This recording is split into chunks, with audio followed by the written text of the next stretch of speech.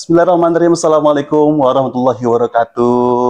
Waalaikumsalam warahmatullahi wabarakatuh. Teman Tangerang dimanapun kalian berada, kita masuk kembali di dalam talk show Kolabuburit, spesial talk show bersama Adam Tools dan juga bersama Kak Tantri dan juga Mas Andra. Halo, assalamualaikum. Ada Mas Andra, iya, sorry. Mas Andra, gimana kabarnya nih juga Kak Tantri? Alhamdulillah baik. Alhamdulillah, puasanya lancar ya? Alhamdulillah, alhamdulillah. Ini kita lagi ngobrol tipis-tipis tentang umroh, pengalaman umrohnya nih dari Kak Tantri dan juga Mas Arda ya. Betul. Nah, tapi sebelum lanjut nih, aku nggak sendiri. Aku bersama salah satu host juga yang nemenin aku nih ada Mas Zaki. Halo Mas Zaki. Halo Mas Dimas, senang sekali bisa ketemu Mas Dimas. Alhamdulillah. Mas Zaki sebagai apa nih dalam Adam Tours? Ya, saya membantu bagian marketing ya. Oke, juga sebagai Rindu Mekah Madinah. Kita punya channel namanya Rindu Mekah Madinah. Masya Allah, berarti ya selalu tentang kegiatan Mekah dan Madinah ya Mas ya. Oke, mungkin kita bisa langsung aja untuk talk pada kali ini, Pak Ustadz.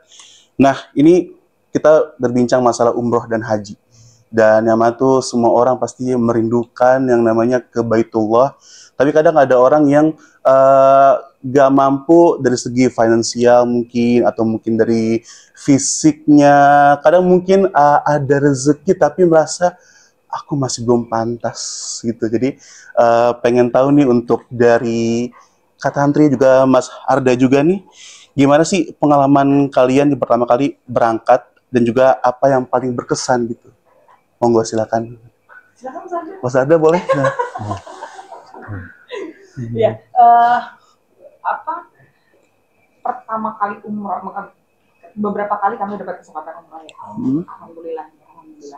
Jadi pas pertama kali banget kami umroh itu, getarannya tuh selalu punya magnet yang luar biasa. Jadi pasti yang namanya orang awal kali umroh tuh ada ketakutan, takut dibales nih, takut diapain segala macam, ketakutan lebih banyak daripada rasa syukurnya itu sendiri. Tapi ketika sampai ke sana, ketakutan itu tuh kayak langsung gak ada tuh gitu. Apa yang diceritakan banyak orang yang memang banyaknya ketakutan itu kayak langsung nggak ada, itu semua tuh bener-bener kenikmatan yang nggak pernah didapat. Rasanya tuh kayak recharge gitu. Apalagi kan aku memang lebih banyak di dunia musik, rentan sekali dengan hal-hal yang memang agak jauh gitu dari agama. Nah, pas lagi sampai ke sana tuh kayak dapet sesuatu yang lebih damai buat aku. Nah, terus ada satu ucapan dan satu doa yang aku ingat banget di Baitullah itu, ya Allah, kenapa sih aku makasih aku baru dikasih kesempatan saat ini. Untungnya dikasih kesempatannya masih muda. Dan aku pengen banget dikasih kesempatan setiap tahun deh, ya Allah, entah bagaimana caranya seperti apa, tapi saya pengen banget setiap tahun untuk bisa datang ke sini, minimal untuk merecharge batin saya gitu. Karena saya tuh banyak banget dosanya. Gak tahu kenapa Allah tuh masih jalannya tuh benar-benar dimudahkan gitu. Setahun kemudian dapat kesempatan lagi ke sana gitu. Dan itu tuh bukannya malah bosan, tapi malah makin pengen ke sana gitu. Karena aku ngerasa koneksi saya dengan Allah tuh terasa dekat sekali di sana. Dengan Allah, dengan Nabi Muhammad di Madinah. Jadi ada keinginan untuk terus-menerus ke sana, entah itu bagaimana caranya. Walaupun memang misalnya kayak ada momen-momen kan kayak misalkan pilihan pilih manggung atau pilih ke sana. Kalau bagi sebagian orang mungkin, atau enggak, ada sebagian di pikiranku yang kayak ya mendingan aja cari uang gitu. Tapi kalau aku bisa mungkin balance lah gitu. Dan memang pengennya juga dan aku ngerasa ketika ke sana tuh rezekinya malah makin nambah. Entah itu caranya seperti apa. Jadi memang umroh haji itu salah satu trip yang memang selalu dirindukan bagi orang-orang yang sudah pernah ke sana, dan yang belum pasti saya yakin pasti pengen banget ke sana gitu untuk bisa merasakan hal itu. Masya Allah, berarti ya memang qadarullah, ya Allah ngasih jalan kepada Kak Tantri untuk diberikan kedamaian dan ketentraman ketika berwisata umroh ya di sana ya. Betul. Masya Allah. Oke. Iya, Mas Dimas nih. Kita kebetulan juga ada Ustadz Afif Sudin Abdul Jalil. Assalamualaikum Ustadz. Waalaikumsalam warahmatullahi wabarakatuh. Di tengah kita, beliau itu sudah menjalani bisnis umroh dan jamaahnya udah puluhan ribu. baik umroh maupun haji. Karena sejak masih mahasiswa di Ummul Qura sudah jadi mutawif, pulang bikin video. Nah, nanti kita bisa tanya-tanya juga dengan Kak Arda dan Ustaz Habib nih. Kaitannya mungkin saya ke Ustaz dulu boleh? Boleh, Kak Arda. ya. Boleh. Saya ingin tanya juga nih untuk berbagi ke teman-teman semuanya. Sebenarnya kalau ditanya tentang umroh dan haji, semua orang pasti jawabannya, umat muslim itu pasti jawabannya satu, pasti mau. Tapi apakah kemauan itu cukup, Ustaz? Apa kemauan itu bisa mengantarkan kita ke tanah suci? Atau mungkin ada persiapan-persiapan lain yang harus kita siapkan supaya kita bisa sampai mewujudkan impian kita ke tanah suci, Ustaz? Ya, Bismillah. Tentunya setiap kita mau, dan sebetulnya ini kan memang kita itu udah dipanggil ya. Jadi Nabi Ibrahim udah disuruh oleh Allah, wa'adzin fin nasi bil hajj, serulah manusia dipanggil gitu kan, panggillah manusia. Dulu zaman Nabi Ibrahim ibaratnya nggak ada Facebook, IG, WA gitu kan, broadcast kayak sekarang. Kata Allah, panggil aja, nanti Allah yang akan menyampaikan. Dan sebetulnya kita udah terpanggil, dan sebetulnya kita pasti harusnya mau gitu. Walaupun kembalikan kepada hidayah kita sih sebetulnya. Ada orang yang memang secara finansial dia mampu untuk haji, untuk umroh, tapi memang belum menyambut panggilan itu. Nah, sekarang bagaimana ketika orang-orang yang sebetulnya memang mereka mau? Apa hanya sekedar kemauan? Tentunya tidak. Yang pertama adalah tentunya kita kan doa. Layak balul qada illa biddu'a, tidak akan ada yang merubah takdir ataupun qada itu ya kecuali dengan doa. Banyak orang-orang yang hanya jual bawang, misalnya jual sayuran atau tukang bubur, mereka bisa haji. Ya selain doa, tentunya usaha, ikhtiar, ya tawakal, duit lah istilahnya. Gitu. Seperti itu.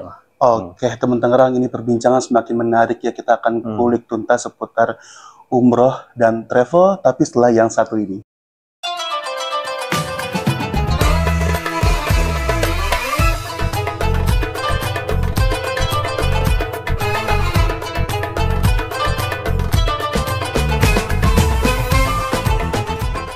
Oke, teman Tangerang, kita kembali lagi dan bincang-bincang kita dengan acara Kolabuburit. Nah, Kolabuburit yang luar biasa. Hari ini pembicaraan kita, saya pengen tanya ke Mas Arda nih.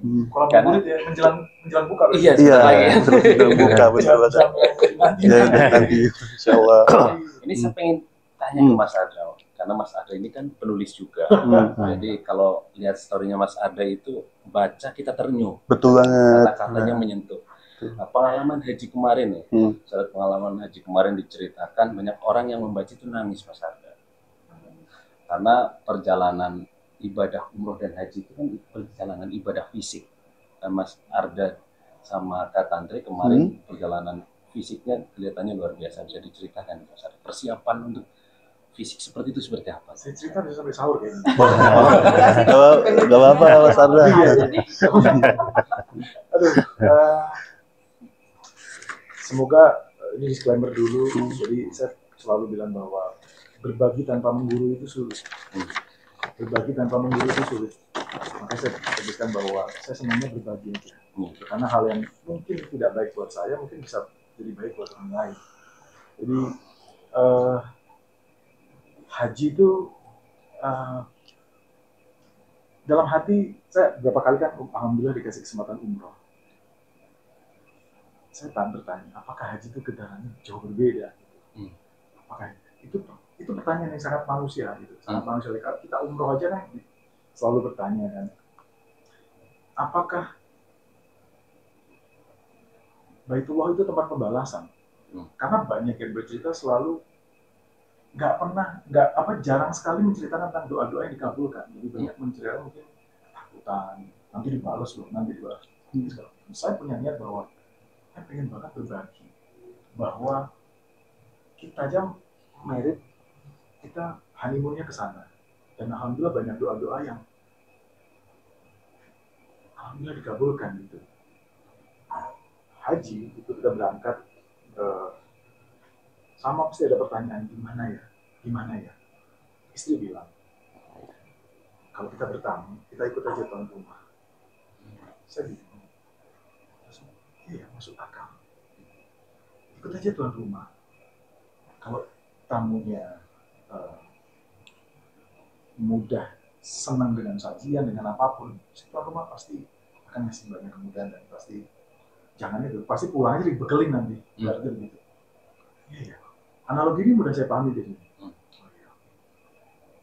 Tapi memang haji luar biasa getarannya karena begitu jutaan manusia kumpul, wah itu artinya besar banget. Jadi saya contohkan analogi lain lagi adalah di airport misalnya, itu kan energinya besar banget, ada bapak yang mau ketemu anaknya, ada bapak yang mau cari kerja, ada pertemuan nenek yang kangen sama cucunya, energinya besar banget di bandara. Apalagi energi di sana, jutaan manusia kumpul, memanjatkan doa. Energinya, getarannya, insya Allah, luar biasa gitu. Saya merasakan bahwa, wah beda banget haji. Ya, berapa kali ya benda kita ngalamin hal-hal yang kalau saya ceritakan benar bisa sampai sahur gitu. Ya itu tadi gitu, nyasar kemana. Jadi melihat hal-hal yang, masya Allah lah. Yang akhirnya saya bagi di Instagram, akhirnya saya bagi di sosial media. Bahkan hal itu saya bertanya, ya Allah, aku sombong nggak ya kalau hal ini aku ceritakan ke sosial media? Saya nggak tahu karena berapa kali viral kan, cerita kita tuh berapa kali viral. Saya kan nggak tahu, kita kan fokus haji kan, terus feedback gitu. Ada hal terakhir yang saya mau tulis itu pas selesai haji. Sudah di Madinah, saya mau nulis itu, saya mau share, saya pas mau share, tiba-tiba saya taruh lagi, nggak usah deh, kok kayaknya saya overshare kayaknya, ya Allah enggak deh, saya simpan dulu, nggak semua mesti di-share. Baru saya keluar dari Madinah, dari itu, ada jalan keluar Raudhah itu, ketemu sama satu jamaah. Dan dia tiba-tiba beliau tuh kayak histeris, Mas Arda gitu. Kenapa gitu? Mas Arda, saya kemarin berdoa Mas, Allah itu nyata Mas. Saya pengen ketemu Mas Arda katanya. Dikabulkan, habis saya keluar dari Raudhah, saya merinding sujud tubuh. Saya itu baru berapa menit yang lalu, nggak ada 5 menit, naruh handphone untuk saya nggak berbagi, ntar lagi. Tiba-tiba beliau nyamperin dan bilang, Mas, makasih ya share cerita hajimu itu menggetarkan saya. Padahal saya mau berangkat aja bertanya, ya Allah, apa yang saya mau dapatkan nanti? Saya malah dititipin suatu hal untuk bahwa hal itu terjadi gitu. Nah itu beliau akhirnya ngomong, ada pesan, Mas, jangan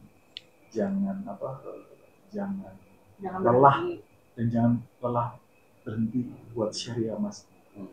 Karena kita nggak tahu hal-hal ini menggetarkan banyak orang. Saya langsung, ya Allah gitu.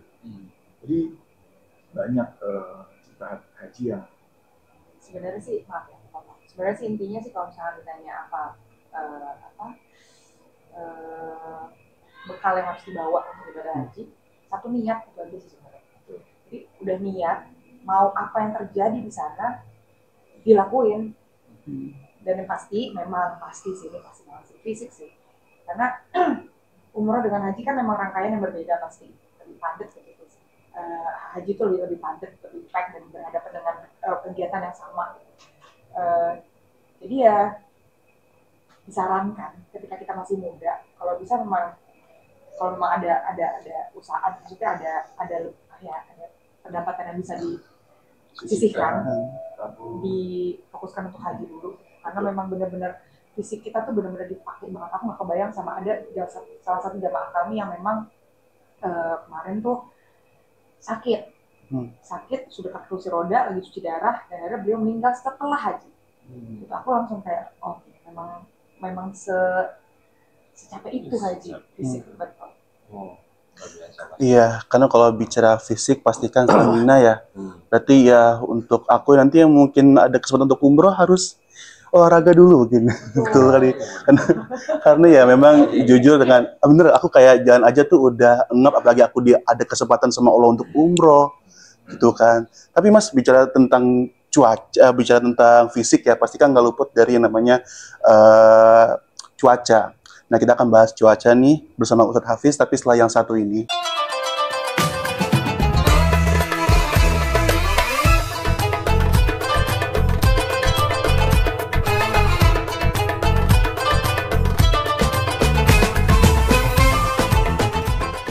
Oke, teman Tangerang, kita masih dalam bincang-bincang talk show ngabuburit ya bersama Adam Terus dan juga bersama Kak Tantri dan juga Mas Arda. Tadi sempat di-spill ya, stamina fit pasti butuh banget untuk sebelum berangkat umroh atau haji. Nah, tapi kan kita iklim beda nih, cuaca di Indonesia maupun perbedaan juga di Arab Saudi. Nah, gimana cara adaptasi kita biar nggak gampang ngedrop itu, Ustaz? Ya, kaitan cuaca kan di Saudi itu ada musim panas sama musim dingin ya. Kalau musim dingin itu biasanya kan di bulan November, Desember, Januari, Februari. Nah, kalau panas itu sekitar Mei, Juni, Juli, Agustus. Nah, adapun itu kembali kepada calon jemaah umroh ketika memang mau umroh, tergantung nih mau milihnya musim apa gitu kan. Kalau dia senangnya pengen musim dingin, ya berarti di bulan November, Desember, Januari. Kalau misalkan mau di musim panas, tapi kan kalau musim panas, kalau kondisi Mei, Juni, Juli lebih kepada haji, nanti mungkin bulan Juli lah kalau musim panas. Nah, ada pun tips-tipsnya, ketika memang seperti kemarin kita ada grup di Januari, di Februari yang mana musim dingin, itu biasanya Madinah itu lebih dingin. Kalau Mekah istilahnya cukup kondisinya nggak terlalu dingin lah gitu. Nah, adapun persiapannya yang jelas memang jemaah itu biasanya kalau musim dingin kita sarankan untuk bawa jaket, bahkan bawa kaos kaki juga tidak hanya cukup 1, bahkan 3 gitu kan, bahkan termasuk penutup kepala gitu. Terus juga bawa yang memang biasa dipakai untuk kalau misalkan kulit kering atau bibir pecah-pecah, itu bawalah hal-hal yang memang diperlukan dari sini gitu, seperti itu.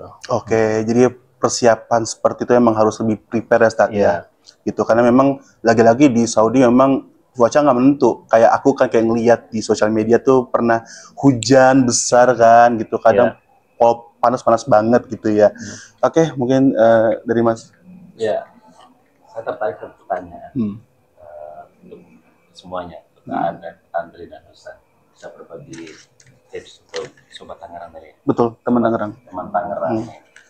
Gimana Sobat sih? tadi. Tangerang. Lebih lentur ya guys. Reborn lagi. Sobat Tangerang nih. Karena kan banyak juga yang sudah punya kemauan, niatnya sudah ada, sudah nampung ngumpulin uang. Ternyata pas setor ke agent atau ke travel yang bodoh. Travel salah, udah uang, akhirnya berangkat umroh sama hajinya cuma sampai bandara, terus pulang lagi karena tiketnya. Nah, ini mungkin bisa kasih tips untuk pilih travel yang aman itu seperti apa, gitu. Betul. Yang nyaman seperti apa, yang adem seperti apa. Ya, saya dulu mungkin ya. Boleh. Ya, jadi dari sisi Kementerian Agama kan sudah punya istilahnya sosialisasi ya buat para calon jemaah umroh ataupun haji itu 5 pasti. Yang pertama pasti travelnya. Artinya pasti travelnya itu harus punya izin. Jadi ketika jemaah mau umroh, cek dulu izinnya. Kita cek di Umroh Cerdas atau bisa cek di website travel berizin, izin umroh. Ya, kita alhamdulillah PT Makadinah Ramanijaya atau Adam Tour dari 3.100 yang memiliki izin umroh termasuk punya izin umroh. Kedua juga ketika mau haji, maka cari juga travel yang berizin haji. Cek di Haji Pintar. Jadi pasti travelnya itu punya izin. Kita juga alhamdulillah PT Makadinah Ramanijaya atau Adam Tour termasuk salah satu dari sekian dari 3.100 yang memiliki izin umroh, yang memiliki izin haji kurang lebihnya 730 sekian. Nah, alhamdulillah PT Makadinah Ramanijaya ini termasuk yang memiliki izin haji. Yang kedua pasti berangkatnya. Ini juga sosialisasi buat jemaah yang mau umroh kemanapun, cek dulu selain travel berangkatnya jelas nggak. Kayak kita misalkan ini insya Allah ada umroh 11 April bersama Kotak gitu, Kak Tantri, Kak Arda, berangkatnya jelas, ada tanggal 11 April. pasti terbangnya. Cek juga kode booking tiketnya. Jadi kita itu ngeblok dulu tiket sudah kita blocking, ada kode bookingnya, bisa dicek ke pihak Saudi Air bahwa tiketnya sudah confirm, sudah kita deposit. Yang keempat, pasti hotelnya. Jadi ketika kita booking tiket, kita juga udah booking hotel. Kita punya konfirmasi hotel. Di Madinahnya paket medium Sanabil, di Mekahnya Azka, VIP-nya di Madinahnya Taibah Pron, di Mekahnya Sofwah Tower, jelas hotelnya. Yang kelima, visanya. Jadi ketika jemaah kemanapun mereka mau berangkat umroh atau haji, istilahnya pastikan. Paling enggak kita itu biasanya nge-share ke calon jemaah itu 2 minggu atau paling telatnya seminggu sebelum keberangkatan. Kita share tiketnya, kita share visanya, kita share juga konfirmasi hotelnya. Bahkan sebelum itu pun ketika sekarang ada yang mau daftar, silahkan. Ini kode tiketnya, kode bookingnya, ini tanggal berangkatnya, ini itinerary perjalanannya, ini hotelnya. Ya mungkin itu dari saya. Terima kasih. Oke, berarti memang untuk berangkat haji sendiri atau umroh, ya teman Tangerang yang mungkin orang tuanya atau mungkin teman Tangerang sendiri ingin berangkat umroh, benar-benar harus dikocek kembali ya, travelnya seperti apa. Takutnya kan bodong-bodong, astagfirullahalazim. Betul, ya. Gitu. Karena ketika mau melaporkan ke Kemenang juga nggak bisa, kalau nggak punya izin nggak bisa apa istilahnya memberikan sanksi. Tapi ketika travel tersebut punya izin, Kemenang bisa memberi teguran, mencabut izinnya, gitu kan, seperti itu. Saya masih penasaran nih sama Kak Tangri sama Kak Arda. Dia mau kedua kali dengan Adem. Betul banget. Bisa kedua kali sama Adem. Adem itu gimana coba? Mungkin bisa cerita nih. Boleh. Reputasi itu segalanya ya. Jadi kalau sampai 2 kali berarti hal ternyaman sudah pernah kita dapatkan. Jelas pasti. Jadi reputasi itu sangat penting dalam saya sebut di travel itu kan sebuah penyedia jasa ya. Penyedia jasa itu pasti berhubungan dengan jasa, memberi kepuasan dan segala macam. Kalau repeat udah nggak usah ditanya puas atau enggak, ya pasti karena udah balik lagi. Kepercayaan, reputasi itu terjaga dan itu sudah sangat mewakili kata kalau sama Adem berjalan lagi ini memang sudah aman karena kan memang karena kan regulasi di Arab segala macam kan bisa berubah tiba-tiba. Betul. Dengan Adem ini beberapa kali kita mengalami hal-hal yang berubah dan segala macam. Mereka sigap untuk punya alternatif A, B, C. Nah itu hanya bisa dilakukan oleh mereka sudah pengalaman. Oke, mungkin dari Kak Tati sendiri silakan boleh. Sudah diwakili. Oke. Siap. Oke, karena segmen terakhir ya, mungkin boleh minta tips dan juga mungkin saran dan juga pesan untuk teman Tangerang yang mungkin mau ada panggilan umroh, gimana caranya agar mereka bisa tertegun hatinya untuk bisa ke Baitullah. Mungkin dari Kak Andri sendiri. Iya, wakilkan.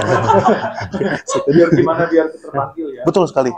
Ibaratnya sebuah jendela itu nggak akan masuk mataharinya kalau jendela juga dibuka. Jadi dunia tidak berubah untuk kita, tapi kita yang berubah untuk dunia. Jadi ke Baitullah itu bukan pembalasan, tapi pengampunan dan keindahan ada di sana. Masya Allah. Sebelum kita dipanggil lagi untuk berakhir hidup, indah sekali kalau kita tahu bahwa inilah tempat sebuah pengampunan dan tempat yang paling indah di dunia. Baik, Masya Allah, tabarakallah. Boleh silakan Kak Nadri. Kalau ada yang mau berniat umroh di bulan April, ayo bareng sama aku. Yeay. Bismillahirrahmanirrahim. Insya Allah tanggal 11 April sampai dengan tanggal 20 April keberangkatannya bareng sama Adem. Amin, bismillah, Masya Allah, tabarakallah. Oke, teman Tangerang ya, karena sudah di segmen terakhir, mungkin ada pesan-pesan. Pesan-pesannya dari wisata Pipno. Oke, kita pesan menu kali ya. Oke, pesan menu. Ya. Jangan tafadhol Ustaz Afif. Ya, jadi pesan saya ke sahabat Tangerang, yang pertama sebetulnya semua bisa umroh haji. Allah akan memberikan kemampuan. Jadi jangan hanya berpikir soal materi belum ada, misalnya finansial belum ada.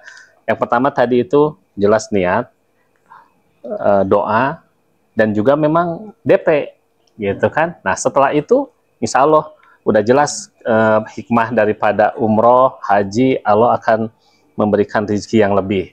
Bahkan orang-orang yang sudah melaksanakan umroh udah jelas, tabi'u bainal hujjaj wal mu'tamirin, fa innahuma yanfiyanil faqr wa dunub. Ikutilah umroh dengan haji atau haji dengan umroh, karena keduanya itu akan menghilangkan kepakiran dan akan menghapus segala dosa. Mungkin itu. Masya Allah, tabarakallah. Baik, teman-teman Tangerang, kita sudah di ujung acara. Sangat menarik sekali tausiahnya pada kesempatan kali ini. Kalau saya boleh mengutip dari kata Ustadz Dery Sulaiman, yang mana dia bilang, musik boleh metal, tapi ibadah jangan ditinggal. Betul sekali, Masya Allah. Terima kasih teman Tangerang. Saya Dimas Angin pamit undur diri, dan juga Sistem Muzaki dari channel YouTube Rindu Mekah Madinah. Terima kasih. Assalamualaikum warahmatullahi wabarakatuh. Waalaikumsalam warahmatullahi wabarakatuh.